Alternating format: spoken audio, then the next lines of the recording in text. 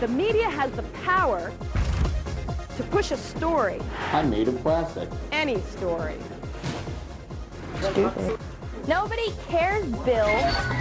We say that power belongs to you. Watch the microphone cord, jackass. Okay, you film your own story. That's the magic of it. This is my reality. This is real life. This is real school. You get a chance to speak your mind and tell your story. It makes me mad. I mean, it makes me real mad. There's people out there that want to eliminate people like me as having these animals as pets. Who are you talking to? Hold on, okay? Talking to MTV. Why? You call Unfiltered. Hi, my name is John Lania. I've been invited by Steven Seagal to travel with him to Paris, France, to study Aikido with him. If you sent me a video camera, I would be more than happy to shoot that. We loan you a camera. I want this camera. Not fair that you get it back. No biased opinions, no middleman, nothing. It's just raw you. All we do is put it together and put it on the air. Hi, I'm Allison Stewart, and this is MTV News Unfiltered. You tell us your story. We lent you a camera. Check it out, look. New shooter. We air it. It's unfiltered. Can't make this stuff up. So here's a question. Say you're under 18. Who should decide when you have to come home? Your parents or your local government? With juvenile crime rates at an all-time high, many cities see curfews as part of the solution. We sent cameras to Texas, Alabama, and Alaska to find out how young people there feel about a legal bedtime. I don't think the first thing that is going through a kid's head when the clock strikes, 101 is that, oh my gosh, I'm breaking the law now.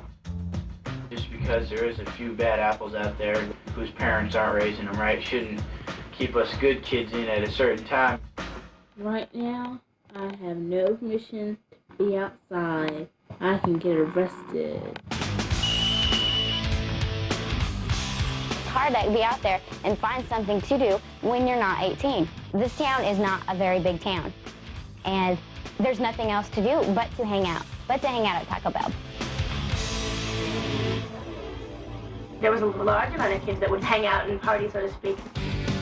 It used to be like where you just hang out all night. My parents, tell me, hey, Jen, you have to be home by this time. I don't need no cop telling me, look, you have a curfew. There's a new curfew in Birmingham, Alabama. Instead of the parent telling us what to do, is the law telling us what to do. This is the actual curfew law. It's thick, it's big, it uses big words, kids can't understand it.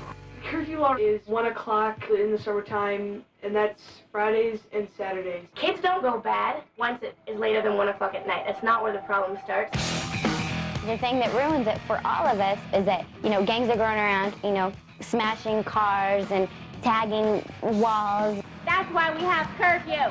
Many of the people say that it's going to help the crime rate, but it is really an infringement on people's rights, on people's civil rights. I went to a protest 1, 2, 3, 4. about the curfew. We know what the curfew's for. I'd hope that they'd take them seriously because we were serious. Well, it's taking away my dad's freedom and my freedom to choose what time I should be inside the house. I just think it's wrong because we're going to turn into one of those countries who isn't really free. They're trying to almost box us in. They know kids are going to be out there on the streets. This is just part of the government having more control in our personal lives than they really need to have. Roughly 1,000 cities and towns in the United States have curfews. And last May, President Bill Clinton formally endorsed curfews for minors. The confrontation between gun enthusiasts and gun control advocates is about as heated as it can get. Our next story comes to us from a Connecticut bail enforcement officer who understands the power of firearms and the potential danger if treated like toys. Someone said if there were no guns in this world, then the problem wouldn't exist. You could say if there were no cars, there wouldn't be any car accidents. Fact of the matter is that cars do exist, guns do exist. I'm 26 years old, and I carry my handgun on a daily basis. I generally tend to not go anywhere without it. For me, it means safety, it means confidence. I become one with it. It's an extension of me. In the state of Connecticut, to actually purchase a handgun, you have to be 21 years of age. You have to have 3 character references. You need to have a birth certificate, and you need to get fingerprinted. It's mandatory that you take a firearm safety course given by a certified NRA instructor. When I go to the shooting range, to me, I'm testing my skill. How to load it and fire. You know how to render these firearms safe for handling. The bolt-action rifle. Lift up and pull back the bolt. Safe. If you take up the responsibility of picking up a firearm, you have also the responsibility to learn how to use that firearm safely. Always treat every firearm as if it's loaded. Never point a firearm at anything you don't intend to shoot. Real important here. If you've never encountered a firearm of any type, whether it be a handgun, rifle, shotgun, just don't touch it. Kids think that a gun might make them a man, but it doesn't. They think that they're immune. They think they're like Superman or something. A firearm is not a magic wand. Just because you have a firearm doesn't mean you cannot be killed yourself. If somebody else is threatening my life and about to take it away, I can and will use my firearm to defend myself. To me, Second Amendment means freedom. If the day ever came when the government decided that you can no longer own a firearm, if that ever happens, that would be a grim day indeed. Connecticut, where Andy is from, is one of 31 states where you can carry a concealed weapon, as long as you have a proper permit. And crime has dropped in those states, according to a recent survey done at the University of Chicago. It's MTV Unfiltered.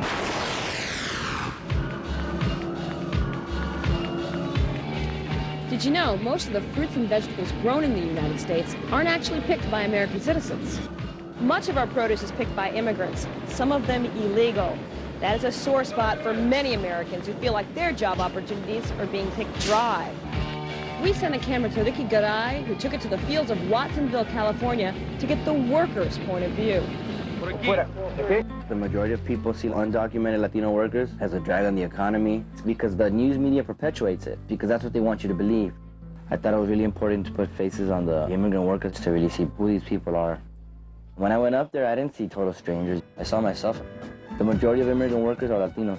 Venimos a este país, ¿verdad? Con el afán de salir adelante. The daily routine of a farm worker consists of waking up at daybreak. There's a one-room apartment. 5 lived in here at one point. These people are waiting for rides to the farms. Imagine being bent over as if you're tying your shoe all day. They spend all day bent over picking strawberries. A lot of the farm workers, that's all they know how to do.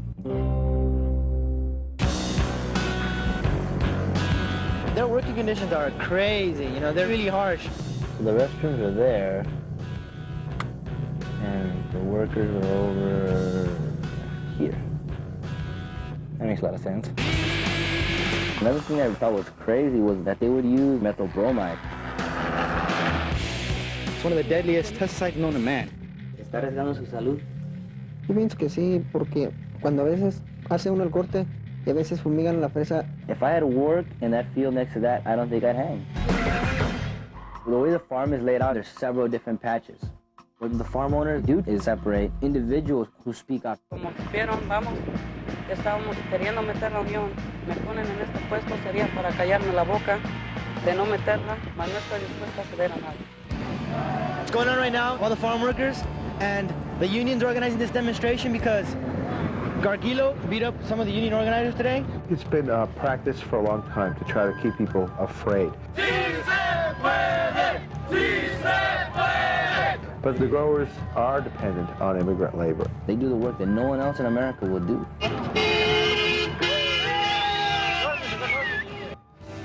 We have to realize supermarkets don't have a farm in the back where the fruits and vegetables miraculously sprout out from. All the fruit is picked by someone. The majority of them are undocumented workers who weren't asking for handouts or just asking for the basic rights of any human worker. This is what it's all about. This is what it's all about. Currently, the group, the United Farm Workers of America, are fighting for legislation to protect workers' rights, including things like health benefits and proper working conditions. Remember, Unfiltered starts with your phone calls. Hello, my name is Reuben Browning. We'd like to show a little bit of what we do out in the West Texas town of Monahans. Hi, my name is Kimber Montgomery.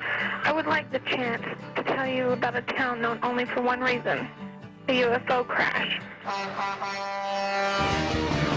So how do you pitch your story to Unfiltered? It's so simple. You call Unfiltered? 1-800-296-2445. Yours just like it on TV, like ours. In the 80s, Teenage Mutant Ninja Turtles opened the door for independent comic book artists. Since then, many indie artists have found success going it alone. One self-publisher, Mr. John Bean Hastings, is going to take us on a whirlwind tour of the indie comic scene. When most people think about comic books, they think about steroid-enhanced superheroes beating the bejesus out of evil aliens as scantily clad women look on in feminist annoying poses. If you want some diversity, you gotta go for the smaller guys. Hi, I'm John Hastings, and this is the true story of me and my comic book. Let me introduce you to a friend of mine here. This is Smith Brown Jones.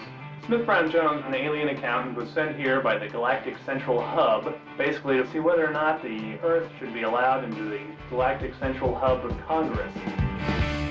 He's basically me if I were an alien. Since I'm a self-publisher, I do all the work myself. I write, plot, edit, layout, pencil and ink and letter the entire book. This is how I look about 8 hours a day. This is the glamorous part of it all. To promote my book, we're taking Smith Brown Jones down to the San Diego Comic Book Convention. Attended by hundreds of fans and hundreds of creators, too.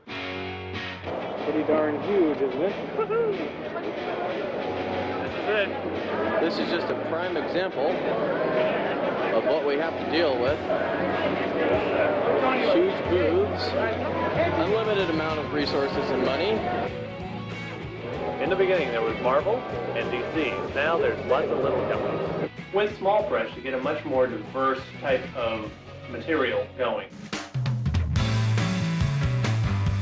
I draw a comic book called Bone. I would describe it as The Lord of the Rings meets Bugs Bunny. This is my comic book, Saucy Little Tarts. I do a book called Through the Habit Trails. It is about having a job. Cyberzone, the comic, one of the best gun-toting lesbian titles out and around. Too Much Coffee Man. He's a superhero for the 90s, addicted to coffee and vice and indulgent in all ways. Now, one thing you see a lot of at conventions is gimmicks to sell the book. Probably the most prevalent is booth babes. Booth babes allow the companies to bring in potential readers who are usually about 13 and have raging hormones. Pout, baby, pout. The fans range from everything from your normal guy with a t-shirt all the way up to people dressed like Klingons and aliens.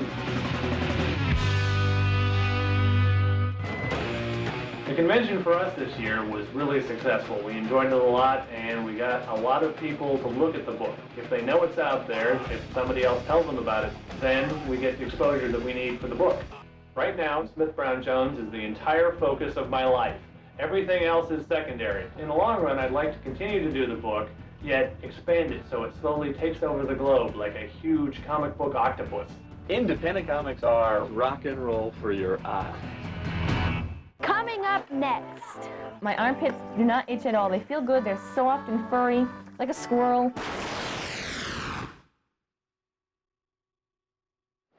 It's unfiltered.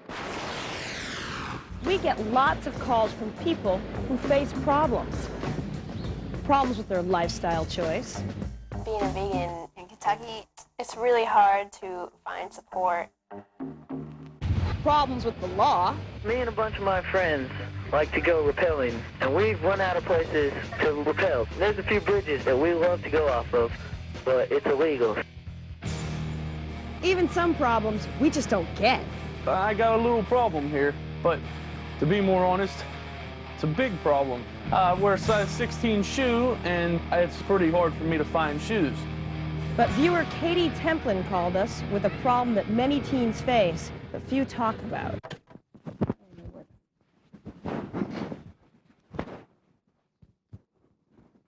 Today's one of those days where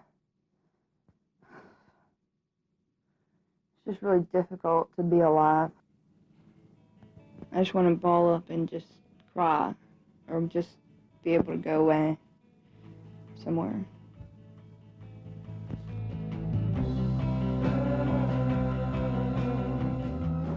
But I can't. I don't feel good. I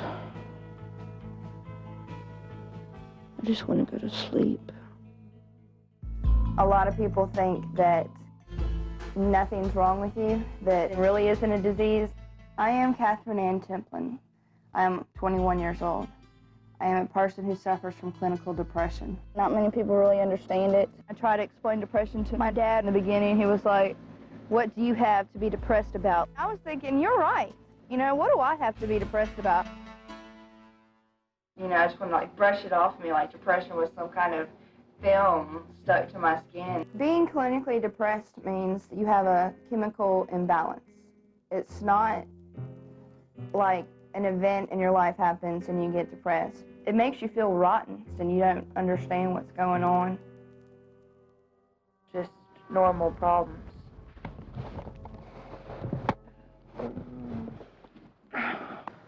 They seem just so outrageous. I can't get the camera where I want it and overwhelming.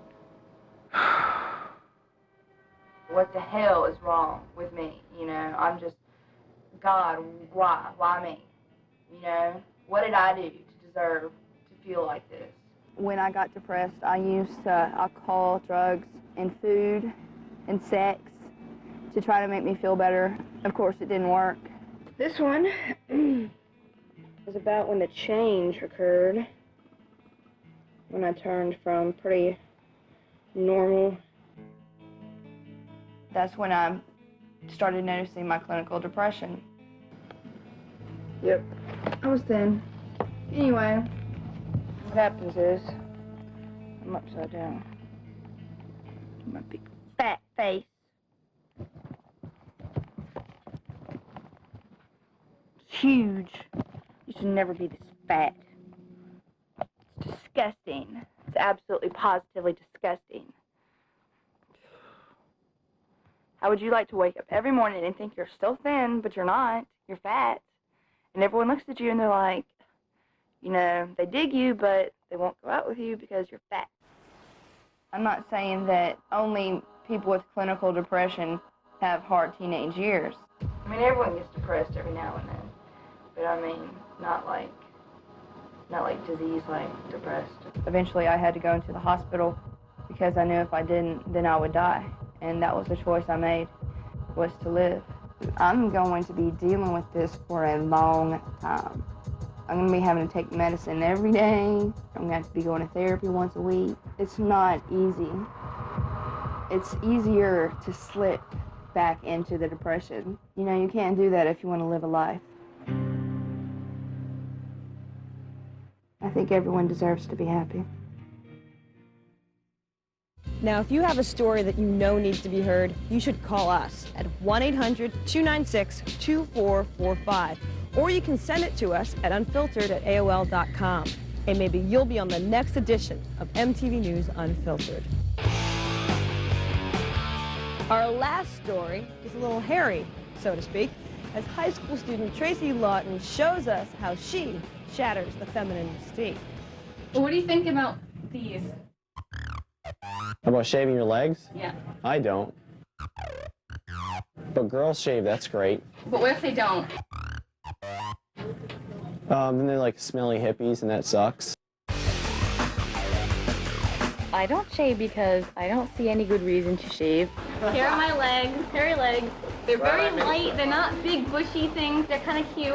Girls with hairy legs. I think that's disgusting. We're not used to seeing that. It's just kind of funky looking. This one is obviously the girl's leg. I think hair everywhere is great. It's sexy. You think so? We have hair downtown. Downtown. The armpits are just another sexy place to have hair. The first time I saw him, of course, was Madonna in the Playboy issue of 1985, I believe. Everyone was like amazed that Madonna had hairy armpits. Hair is, since ancient times, has been one of the strongest ways that people have expressed their individuality. This does not itch at all. My armpits do not itch at all. They feel good. They're soft and furry, like a squirrel. If you want to have hairy armpits, keep it to yourself. What do you think about my hairy armpits? I think they're cool. I think it's individualism to the max. To shave or not to shave is not really a very important question. In Europe, no one shaves. It's perfectly natural, and I have a hard time understanding why people have such a hard time with it. I think you should invest in a razor. If a person, especially a woman, wants to not shave, it's her body, her decision, and I think it is a sovereignty. I think it's a sexual sovereignty. I'm hairy and I like it, and I'm hairy, and lots of people are hairy. And if you don't like it, too bad. So I say, let it grow or just say no. I'm proud of my hair, I like it, and it's here to stay.